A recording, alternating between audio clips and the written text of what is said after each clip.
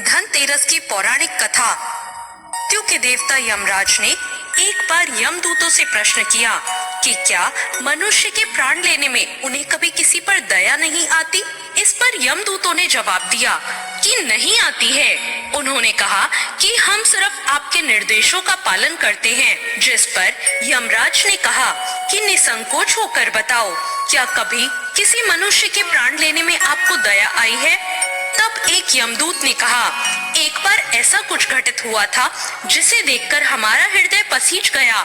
यमदूत ने बताया कि हंस नाम का राजा शिकार के लिए जंगल गया था, जहाँ पर वो रास्ता भटक गया और दूसरे राज्य की सीमा पर चला गया।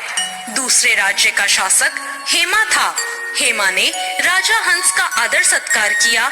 वहीं उसी दिन राजा हेमा की पत्नी ने एक पुत्र को जन्म दिया।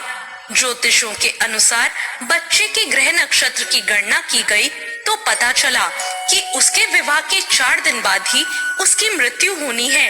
तब राजा हेमा ने आदेश देते हुए कहा कि इस बालक को यमुना नदी के पास ब्रह्मचारी के रूप में एक गुफा में रखा जाए और जहाँ पर इस बालक की नजर कभी किसी स्त्री पर पड़े ही ना, जिससे ये कभी विवाह ही ना करे।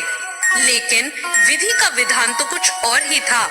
लेकिन एक दिन संयोगवश राजा हंस की पुत्री उसी यमुना के तट पर चली गई जहाँ राजा हेमा के पुत्र को रखा गया था।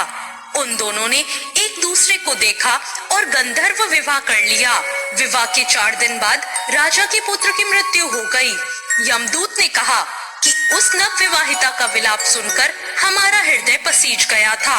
ये सारी बातें सुनकर यमराज ने कहा कि विधि के विधान को तो टाला नहीं जा सकता, इसलिए मर्यादा में रहते हुए उन्हें ये काम करना ही पड़ेगा।